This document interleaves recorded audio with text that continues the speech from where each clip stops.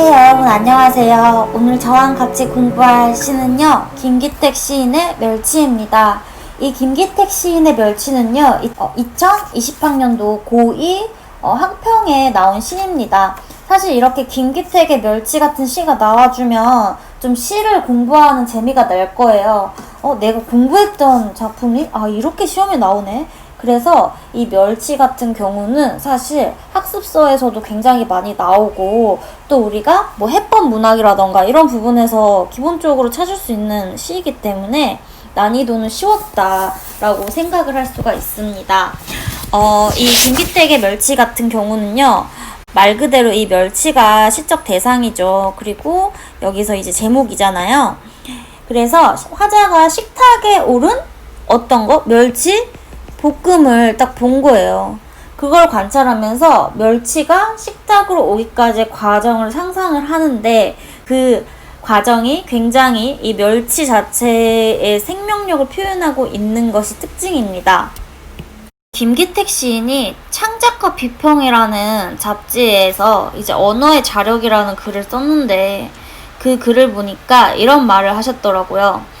시가 보이지 않는 것들을 불러 모을 때, 보이지 않는 것들이 비로소 제 자리를 찾은 듯 사방에서 달려나올 때, 그것들이 시에 붙어서 떨어지지 않을 때, 시는 언어를 버리고 언어는 기꺼이 몸으로 바뀐다. 그때 보이지 않는 것들은 분명하게 이목구비를 갖추고 만질 수 있고 들을 수 있고 냄새 맡을 수 있는 실체를 얻게 된다.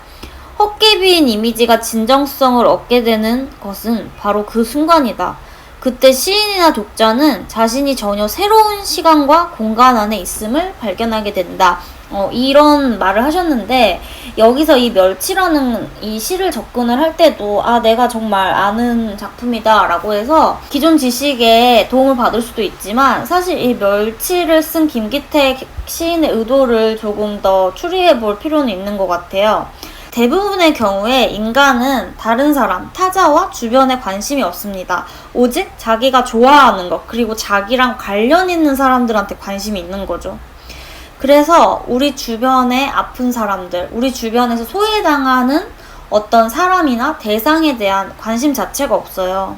그래서 우리는 타자를 이해하려는 시도 자체가 없기 때문에 그들이 이상하게 행동한다고 폄훼를 하거나 비판을 하기 십상이죠. 그래서 이렇게 타자에 무관심한 인간들한테 김기택 시인은 관심을 기울이도록 촉구를 합니다. 어떤 멸치 볶음에 이 멸치를 보고 멸치가 불쌍하다 라고 생각을 하면서 멸치가 바다에 있었을 때 어떤 모습이었을까 라고 생각하는 사람들은 거의 없을 거예요. 하지만 그 시는 해낼 수 있고, 그리고 우리가 이 멸치라는 시를 읽으면서 내가 그냥 무심히 먹어치웠던 멸치 볶음을 보면서 인간이라는 존재가 이 현대에 와서 얼마나 많은 것들을 파괴하고 생명력을 빼앗아 가고 있는지, 그런 거를 각성하게 되는 거죠. 그래서 이 시는요, 멸치라는 대상을 통해서 화자가 타자에 무관심한 현대인들에 대한 근본적인 비판을 하고 있는 겁니다.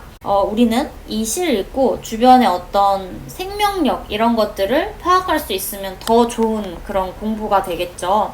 자, 그러면 이제 김기택의 멸치에 대한 이야기를 본격적으로 해보도록 하겠습니다. 굳어지기 전까지 저 딱딱한 것들은 물결이었다 라고 얘기를 합니다. 지금 멸치볶음 보고 있죠. 멸치볶음 굳어 있잖아요. 그래서 저 딱딱한 것들이 뭘 얘기하겠어요? 멸치를 얘기하죠. 이게 뭐였다? 물결이었던 거예요. 그 멸치를 자세히 들여다보면 좀 작아서 잘 안 보이지만, 자세히 보면 그 안에 이제 물결 무늬를 찾을 수가 있습니다.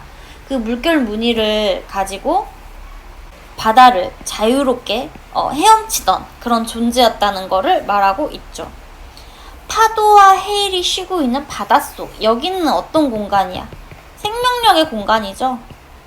지느러미의 물결 사이에 끼어, 멸치도 여기 있었다는 거예요. 유유히 흘러다니던 무수한 갈래의 뭐였다? 길이었다 라고 얘기합니다. 여기서 보면 두드러지게 사용되는 표현이 바로 이런 것들입니다. 물결이었다, 길이었다 해서 비유법이 사용되고 있습니다. 그리고 이 시적 화자가 물결이었다, 길이었다 이렇게 대상을 딱 이렇게 단정적으로 말하고 있거든요.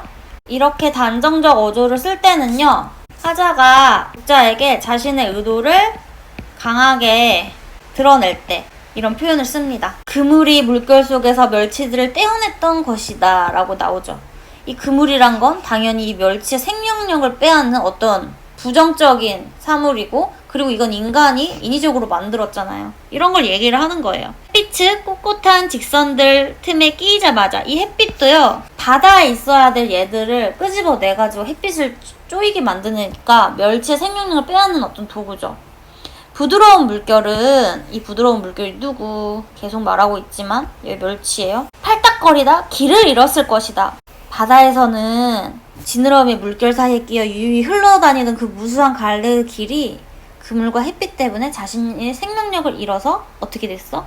길을 잃어버린 그런 상황을 얘기를 하고 있는 거예요. 바람과 햇볕이 달라붙어 물길을 빨아들이는 동안 바다의 무늬는 이 멸치 등에 있는, 멸치 몸통에 있는 그런 무늬죠, 뼈다귀처럼 남아.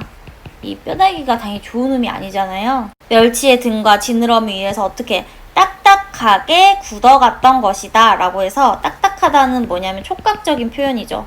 그래서 여기서는요, 시각이라던가 또 촉각이라는 그런 어떤 감각적인 표현으로 멸치의 상황을 잘 이야기를 해주고 있습니다.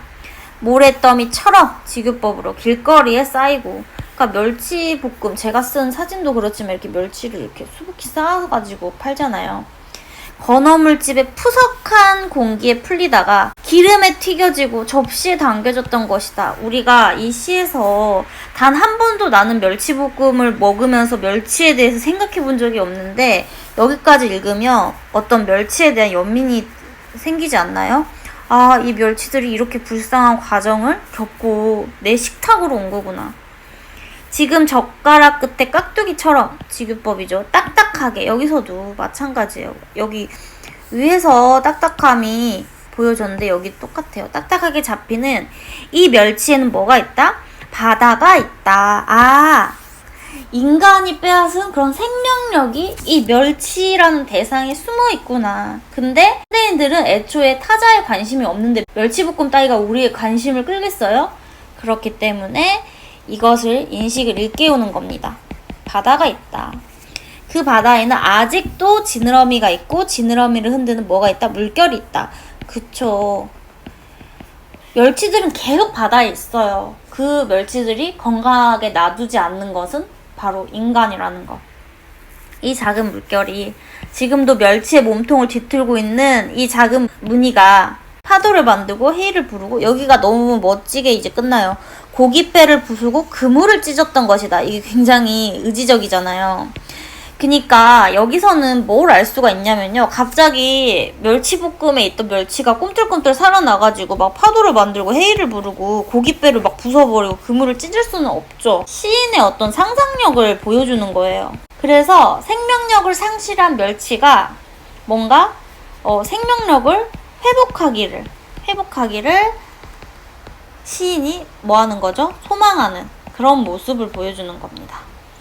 그래서 여기서는 김기택 시인의 어떤 시 세계관이 잘 드러나구나 라고 우리가 또 생각을 할 수가 있습니다. 오늘 강의 여기까지고요. 다음 시간에 다시 만나요. 좋아요와 구독 꼭 눌러주세요. 안녕.